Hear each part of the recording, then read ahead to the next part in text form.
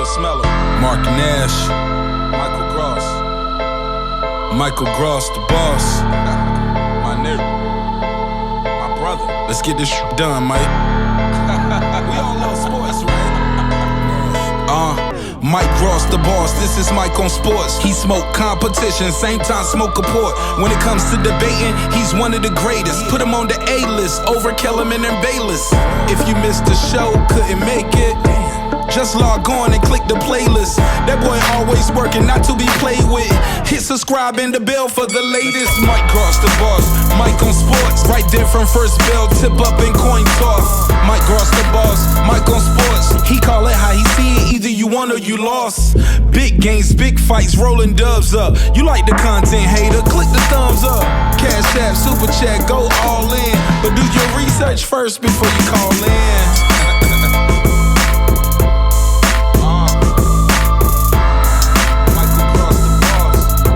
Been waiting on. And yes, I am back. I am back. I am back. I am back.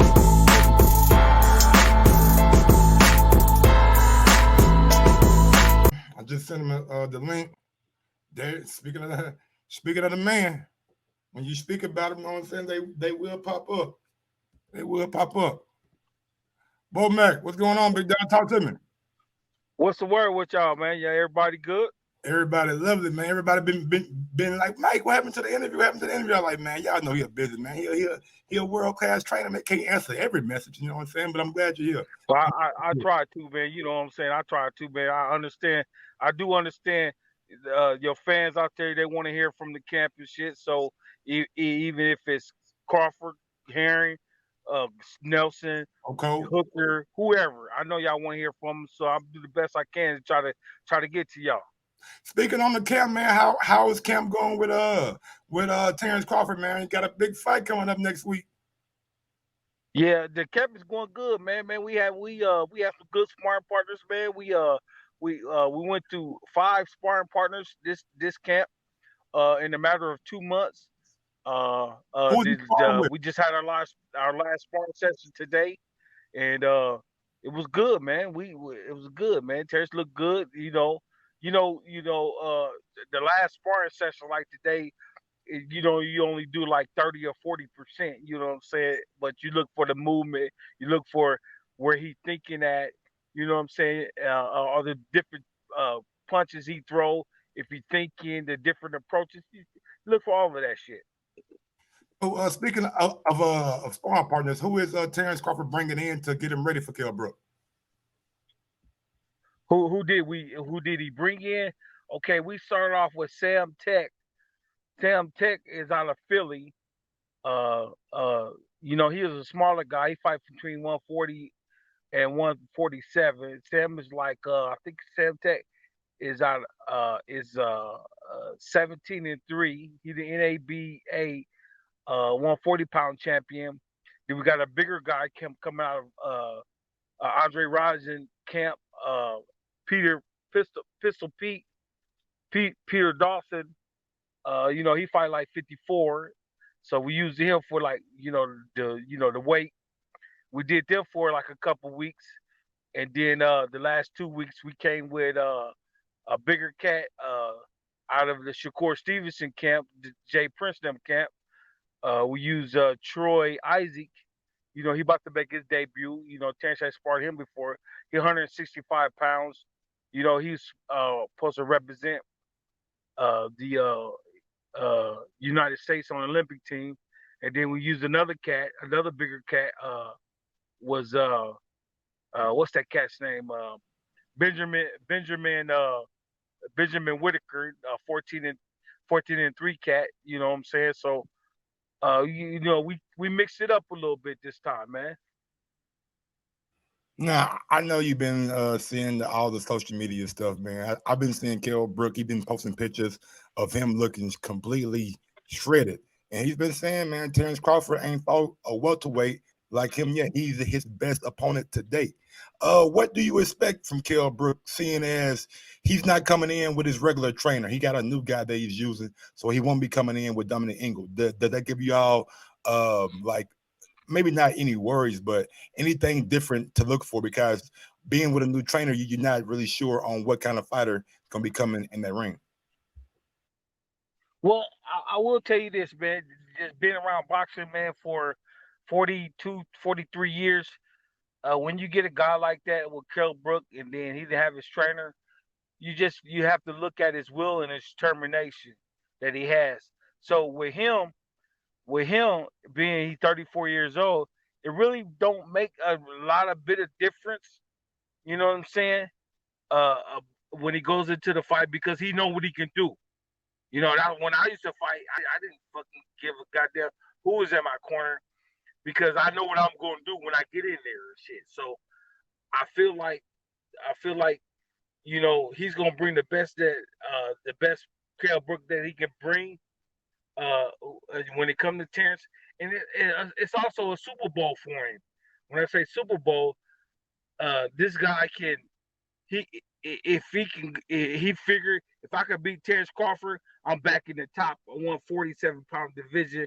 You know what I'm saying? I beat the man. I beat the man, the pound for pound king, Terrence Crawford. I beat him, so you know, I'm right back on top. I can either get at Ugas, I can either get at Spence, or I can get at Manny Pacquiao, or I can get at anybody at 147 and still keep making millions and millions of dollars. So he's a threat. He's a threat. He's a threat. His mind, his body, his soul, his will is a threat. I do got a follow up to that. Does Terrence Crawford have a rematch clause in this fight, or is it winner take all and no looking back? We don't need no rematch clause, in which we do got it in there in Kell Brook contract. We don't need no rematch clause because you know we never asked for no rematch clause for anybody, any fighter, because we already know what we was going to do when we came out when we accepted the fight. You know what I'm saying? When you get a rematch clause and shit like that, because you got doubt. You know what I'm saying? You got doubt. I mean, everybody look at it. It might be a big fight because Bud is fighting a guy that was at the top 147-pound division and move up 154. You know what I'm saying? He was beating this guy. He was beating that guy. You know, he beat Child Porter. He was beating Errol Spence before he got stopped. You know what I'm saying? So everybody thinking like, you know, oh, here he come. Man, fuck all that shit, man. Nobody give a damn about what he did in the past. So as we go forward, what he gonna do when he go forward? That doesn't make no difference to us. We know what we need to do to get the win. I was gonna say, man, not everybody got the same kind of sentiment. I heard Mike Cobbetcher, I believe he was on the Boxing Voice, and he was like, Kell Brook ain't been at welterweight in 3 years. He ain't made the weight. He got 2 broken eyes. He's pretty much a shot fighter. And Terrence Crawford won't get any credit for beating up Kell Brook because everybody thinks that he's no good. And I've been seeing around the internet, a lot of people think Crawford's just gonna blow Kell Brook out. What do you say to those people out there that don't think Kell Brook is a legitimate threat? If any man that can get in the ring, you got to give him credit. You got to give him credit. You know what I'm saying? I don't give a fuck if it's a tomato can, as some boxing worlds call some guys to get in there. You got to give them credit, man, because they got the heart to get in there. And one punch can change the outcome of the fight. You know what I'm saying? If it's the first punch or if it's the last punch. We'll never look over or against or past any fighter. You know what I'm saying? Especially this fighter, man. This motherfucker coming, dude. Trust me. And I told Terrence, time and time again, in camp, out of camp, in whatever, we eating dinner, we eating lunch, we watching the fight, whatever the fuck, you know, whatever we doing.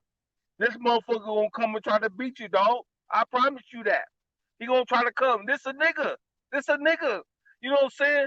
I promise you that. This nigga's already, he probably out the projects or something like that. You know what I'm saying? Hey, but listen. We the same motherfucking way. We the same way. We're gonna come. We're gonna prepare for every fucking fight the same way. We're gonna prepare like he's gonna come, like he's a world champion. We're gonna prepare for that shit. So whatever he's gonna bring to the table, we're gonna be ready for it. if Terrence goes out there and he's victorious, I'm just saying if because I don't want You to seem say like a win. homer. You say win. You Yeah, say win. I don't want to go too hard because they're gonna give me hell. Because anytime I would give a crash course ass what they give you. You can't talk to me and then you can and then doubt. You can't doubt our oh god, team. hey, watch my You show. can't doubt our team knowledge or our wisdom. You can't doubt our team, baby. Watch my shows, man. Ain't no doubt. They call me a Lady Bud around this motherfucker. But anyway, I know, right? Anyway, so when Terrence is victorious, like what fights are we looking at for Terrence in the future? Do you guys come back to that Keith Thurman? Supposedly he wanted $10 million to fight Terrence. I don't know how true that is. I want you to answer that. But did Keith Thurman want $10 million to fight Terrence Crawford? Hey, listen. Keith Thurman wanted $10 million to fight Bud, okay? So I'm gonna leave that right there. So the next fights that we gonna look for, Bud wanted to solidify the 147-pound division. So he gonna continue to call out the champions. Now you got Ugas at 147 as the WBA champion, but he's a regular champion. So that means like he the silver medalist. You know what I'm saying? Then you got Manny Pacquiao, which is he the super champion. You know what I'm saying? So that's what we want. You want Errol Spence, you want Manny Pacquiao. You know what I'm saying? So you want to knock those guys off. You want to try to knock those guys off. Those guys, much as Terrence want to fight those guys need Terrence just as much as they need him. You know what I'm saying? Now I got another kid in my camp called Maurice Hooker. And we call his ass out too. You know what I'm saying? So Ugas, don't think you're hiding from us because we're gonna try to come get you as soon as you get back in that gym. So I promise you, what I do for my fighters is we going after the best fighters in the world because we train like we the best fighters in the world. So we're gonna go after the guys that got those titles and take those titles from them. So there's nothing else to be said. So me coming on this show, I probably won't see you for another year or two because we're trying to take over. All right, when you speak on, my damn thought. You said something about not Ugas, but somebody before Ugas. Damn, I'm bad at this. Uh, Earl Spence and Danny Garcia. Do you think Earl Spence, after that car wreck and not folding over a year and just now getting back into a spar in September, do you think Danny Garcia? Thank you, Fresh BX. Forget all that. Regis Prograde, Maurice Hooker. What happened with that fight? It's supposed to happen at 144, 145, and now I did an interview with Regis about a month ago. He's saying that Mighty Mo wanted it at 147. Okay, listen. Now I want you to listen to me good, all right? Now, I've been with Maurice Hooker, man, for probably about 5 or 6 years, okay? All right. So even when Maurice won his title, we wasn't in the corner. But he trained with us. We trained him along with his coach Vince Pera or whatever his guy name. You know what I'm saying? No disrespect, Vince. Pera. He was with us. So I seen Mo. I've been seeing Mo for almost the last 7, 8 years, and watching all of his fights, helping his coach, you know, train train Mo. And so then when Mo made that transition, and we had that one fight with Mo when Mo fought in what was that, Arizona or something like that. He knocked out the dude in the first round. And so me being a trainer, I'm looking at my fighter like, okay, if it's hard for this cat to make 140, if it's hard for him to make 143, what makes you think this motherfucker going to make 144 or 145? You know what I'm saying? So that's why I said to Mo, listen, we don't need to go in camp to try to fight the weight. We need to go into camp to get in shape, not try to fight the weight. So the decision came. Me and Maurice made the decision. It's gonna be 147. You know, when the pandemic came up and then they missed the fight, we just made that decision, man. Why would you kill yourself to try to make that weight when you could probably barely make the other weight? So let's be smart and let's be longevity about the career and say, okay, then we're gonna fight at 47 now. So let's just move up to 47.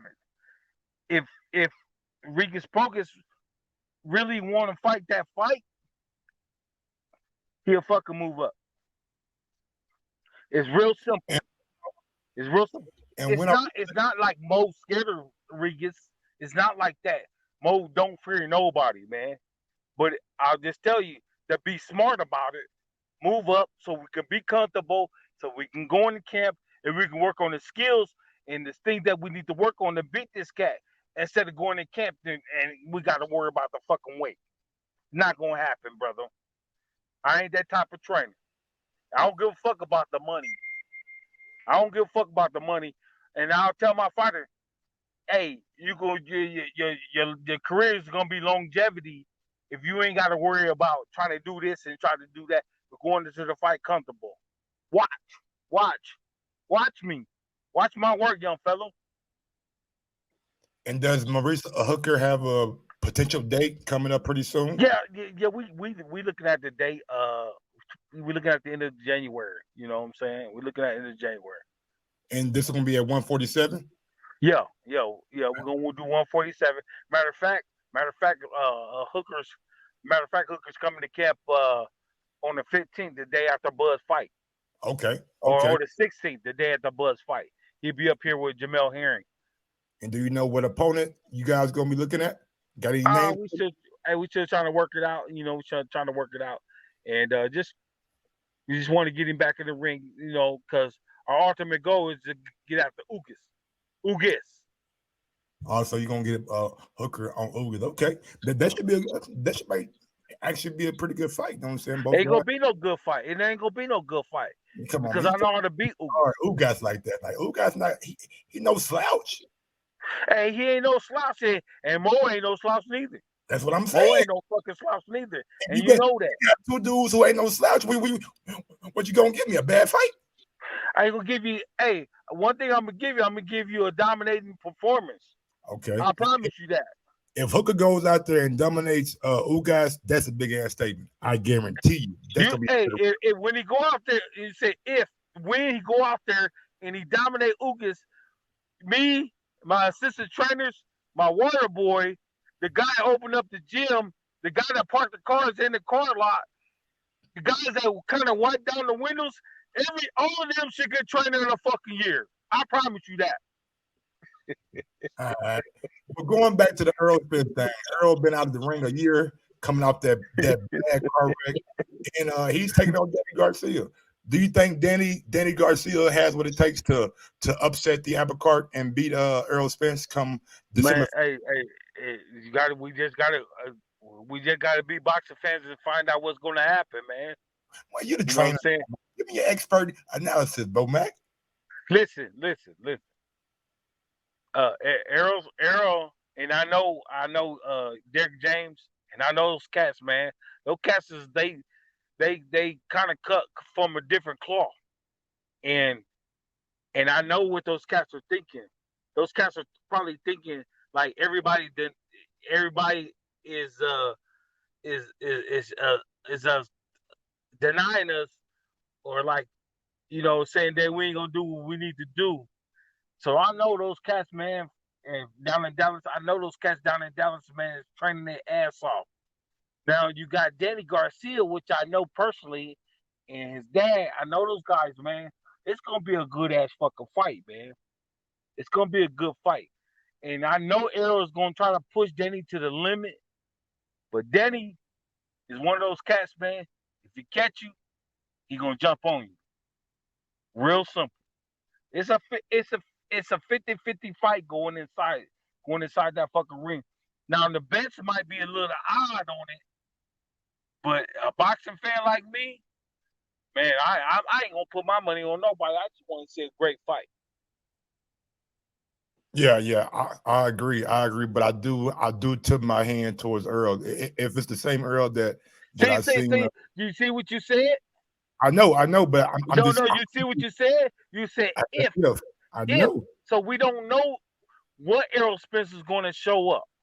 Everybody in the world's hoping that the old Errol Spence show up. You know what I'm saying? I'm hoping the Errol Spence show up.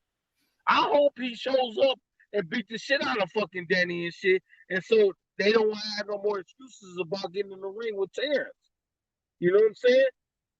But we all on the edge of our seats wondering like what the fuck, what Errol Spence is going to show up.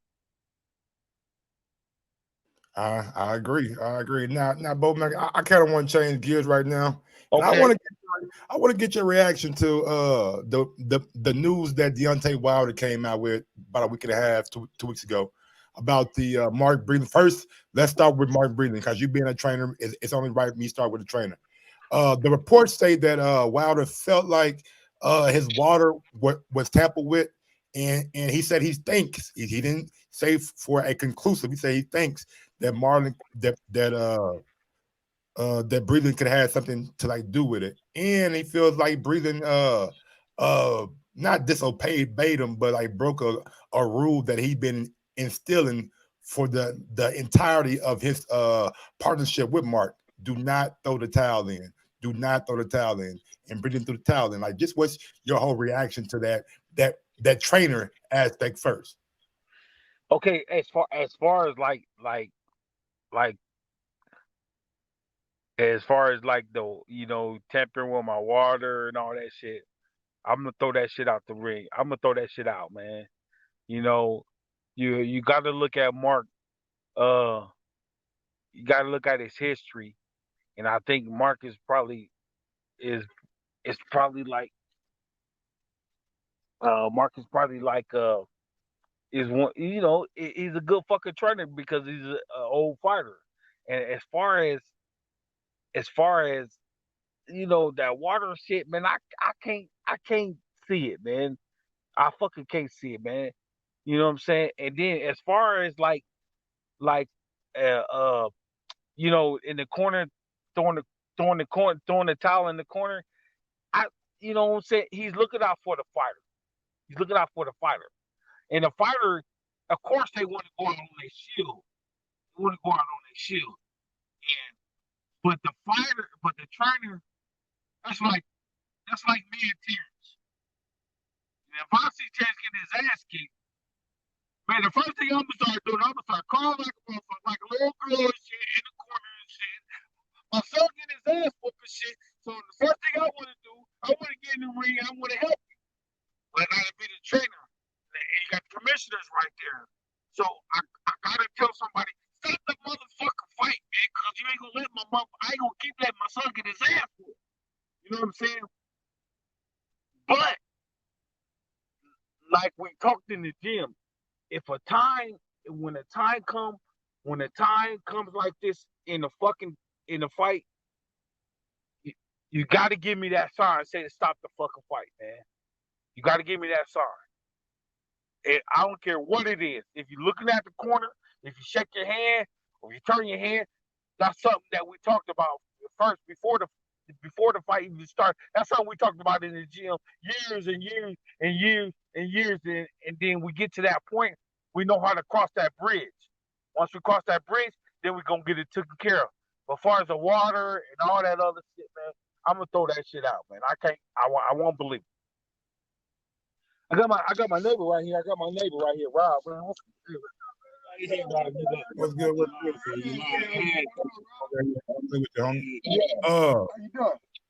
How do you feel about Malik Scott? You gonna say something to my neighbor, man? Damn. I said what's up to him, man. You didn't hear me? I said, what's up, bro? How you doing? What's up, my brother? How you doing, man? How you doing out here, man? How you doing great, man. Trying to stay on Bo Mac good side, man. Yes, sir. We know about man, we were 15 years old, man. Man, shout out to y'all, man. Hey, man. I'm sitting in the fucking driveway, bitch, on the interview with y'all, man. You know what I'm saying? Hey, man, real friends hard to find, man. I'm telling you, real friends hard to find.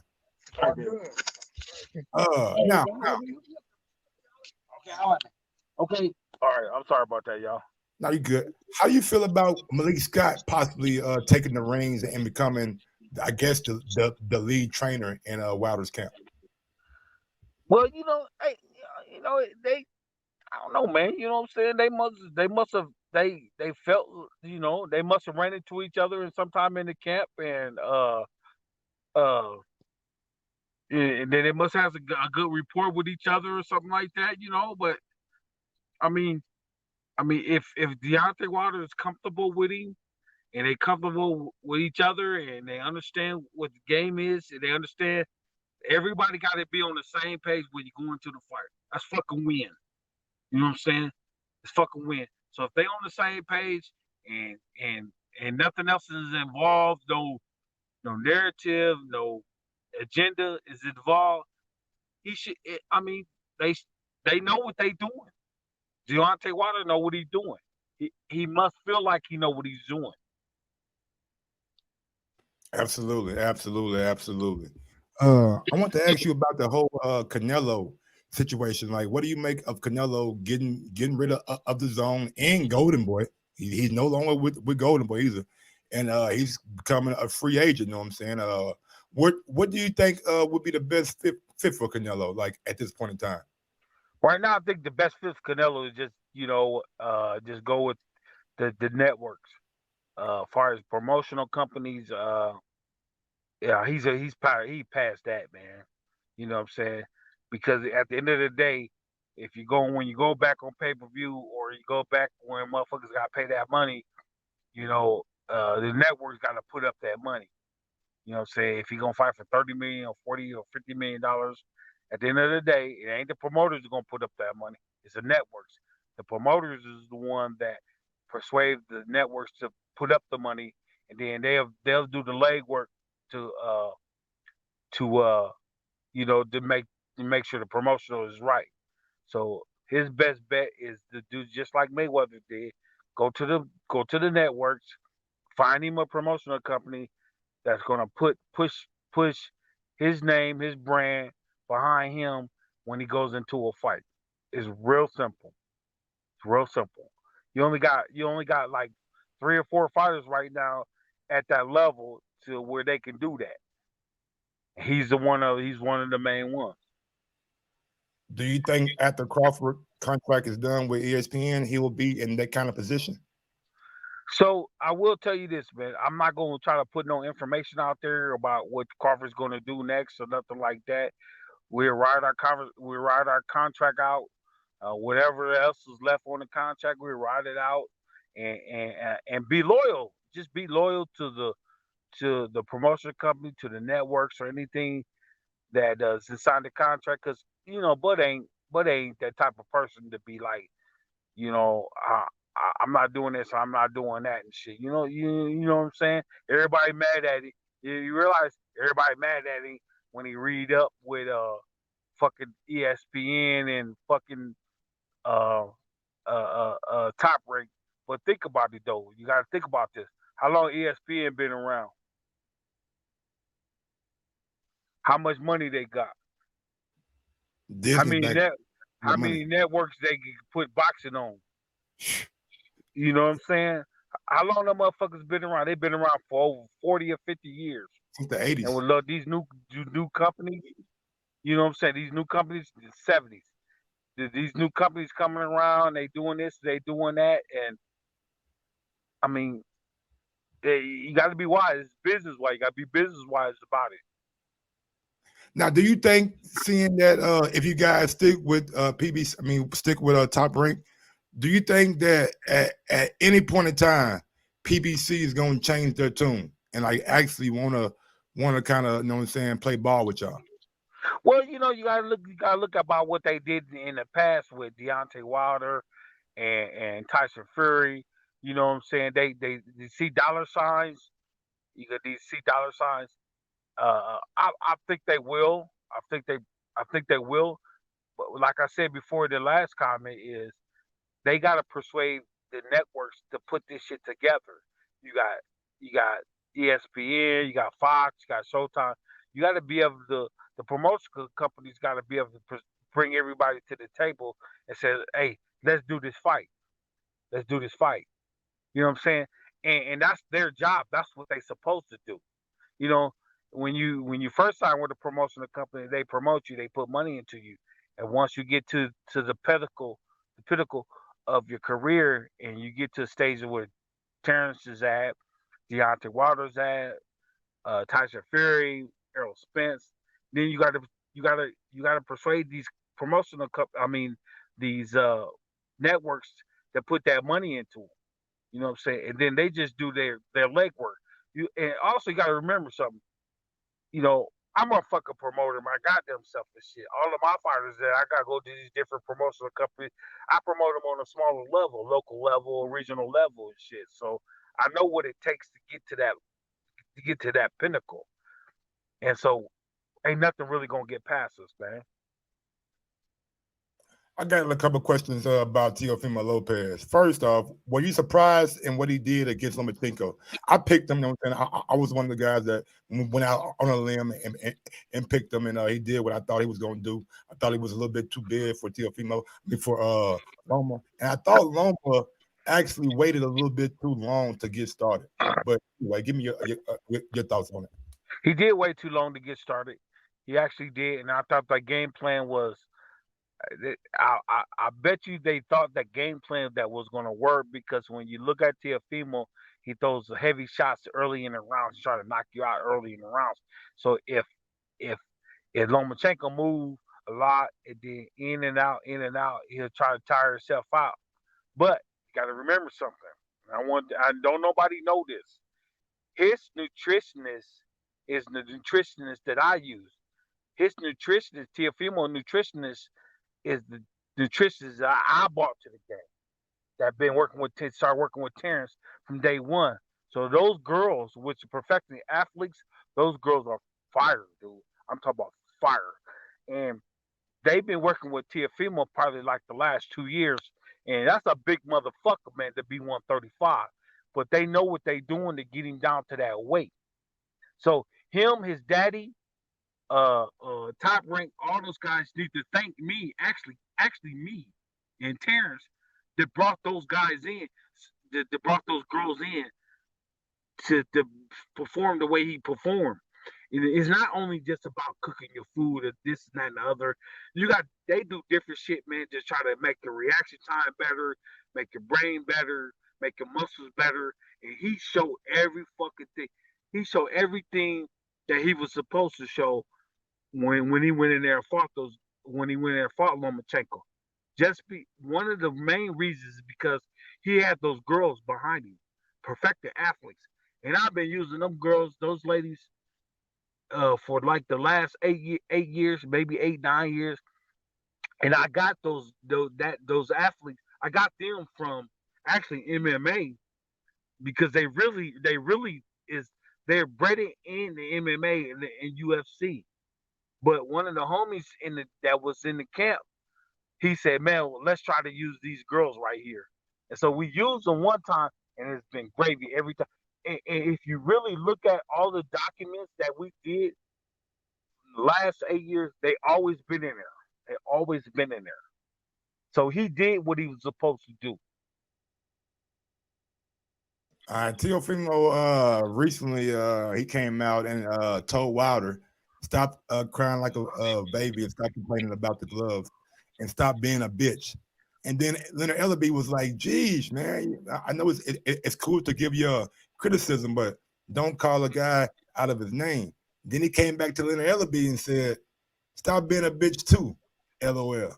So how do you feel about these younger fighters who maybe bitch don't mean the same thing it meant when I was coming up? You know what I'm saying? Maybe it's a little bit more playful now, but guys like Leonard Ellaby and Deontay Wilder, I don't think they're gonna find it funny. How do you feel about Teofimo using that kind of verbiage toward those guys? Well, hey, like we from the old school, right? You know what I'm saying? I'm from the '70s. You know what I'm saying? So when I'm see you, I'm gonna ask you the same question that you said. You still calling me a bitch, nigga? You know what I'm saying? You still, you still calling me? Hey man, I mean that's a deep word. That word is deep. You know what I'm saying? And I ain't, you know, them little young cunts will find out one day. You know what I'm saying? When somebody else calls them a bitch, and then they gonna run up on them. You know what I'm saying? Because boxing might seem like it's a big world, but it's really fucking small. It's really small. So that's why you try to give everybody their respect. You know, all the fighters and trainers and coaches. You always try to give them their respect because eventually, one day you're gonna run into them, man, and they gonna remember that. So that's why I try to be respectful to all fighters, trainers. You know, I'm gonna talk my shit. I'm gonna tell you, gonna get your ass whooped and shit. I'm gonna say Ted's gonna beat the shit out of you. Steve gonna beat the shit out of you. Jamel gonna box the shit out the head and shit. You know, all that shit you talking ain't gonna be. But I will never disrespect a fighter or a trainer to that magnitude. There's one day that motherfucker, hey, Teofimo got an answer to that dude, man. Him or fucking Leonard Ellaby. You know what I'm saying? Looking at the 135 division, if you had a choice in training Teofimo Lopez, Ryan Garcia, Devin Haney, or Javante Tank Davis, like which one of those guys would you pick, and which one of those guys do you think is going to be the best out of all of the other guys? I probably go with what's the name? While we on the goddamn phone and shit, you know the fight is on and shit. Man, You I got got me. both. You I got me. got both of them right now. We got Zilly Zane Bang in the ring with somebody. I don't know who he's fighting. We got Frank Sanchez I, I, on I PBC. probably go with Devin Haney because I talked to his dad before. You know when he was coming up about training him, and they wanted to go a different route, and he always constantly calling me, asking me questions. You know, different questions about training. You know, so you know if anybody I'm close to Teofimo too. You know, a lot of the Mexican kids in the gym like him, and then I'll call him on FaceTime and they'll talk to him. But if anybody that if it came down to I'll train Haney because Haney came to me first. His dad and them came to me first, and before even Teofimo was around, and I've been knowing him, you know, since he was in the amateurs. Uh, so I'll probably take that route, you know, because he's coachable. Now I'm not saying that the other fighters is not coachable, but he's coachable. He liked to listen, but some of the things didn't line up for us, and so you know we went our own paths. What kind of challenges does Carl Frampton present to Jamel Herring? Nothing, nothing. They both partly the same. They both the same age, and they both been in kind of some kind of wars. Only thing that I can see Carl Frampton doing to set Jamel off if he listens to his trainer. Nothing. Jamel done seen all of that shit. He done seen all of that shit. And we're gonna beat the shit out that dude. Watch. Why I promise you that. We're gonna beat his ass. I'm excited now, Bo, man. You got me excited now. And I want to ask you, man. I want to ask you now because I was watching that fight, his Jamel last fight, and you told him if you stop, they might take it from you. I read your mouth over there in the corner. Right. What went through that process of you like telling him Nat and Jamel, I guess, you know what I'm saying, going another route and just like, man, I cannot see, you know what I'm saying? Like, and Jamel got a lot of backlash on social media, people saying that he quit, he this and that. I just want you to, you know what I'm saying, to cover all that for me real quick. Okay. You know, that was a funny situation that we was in that fight, and I didn't want to be in it. Jamel didn't want to be in it. Red or Saul or everybody else in the corner didn't want to be in it. Coach Levi, but Jamel couldn't see, and you got to listen to your fighter. You always have to listen to your fighter. And I learned that since the amateurs. When he said he couldn't see, and I gave him all the scenarios I could give you, can't see, you can't do this, then they're gonna take your title from you. And so I was asking the referee, Tony Weeks, he gave me the best thing he can give me. I can't tell you nothing. But we had the doctor in the corner, and the ref asked the doctor, what do you want to do? Because at the end of the day, it was the doctor's choice, actually. And the doctor said he can't see. So the doctor actually stopped the fight. And then they went to the scorecard. Then they didn't go to the scorecards because it was an intentional headbutt. Because you got to remember, he headbutted him in like the fourth or the fifth round. He kept headbutting me, kept headbutting. And so Tony Weeks, he warned him about that. Then he kept doing it and kept doing it over. And so Jamel just got to a point to where, okay, man, I can't fucking see, man. He got blood in his eyes. His eyes swole up. And so me as a trainer, you know what I'm saying? Me as a trainer, and like I told him, I say, we can beat this motherfucker together, man. All you gotta do is listen to my instructions because he just a one-dimensional fighter. Just straight come forward, put his head down, and throw fucking just bombs. And wow, we could beat that shit. If you've been fighting that long, you could beat the motherfucker. And so when the doctor made the call, you know, we had to like wait and find out what's gonna go on.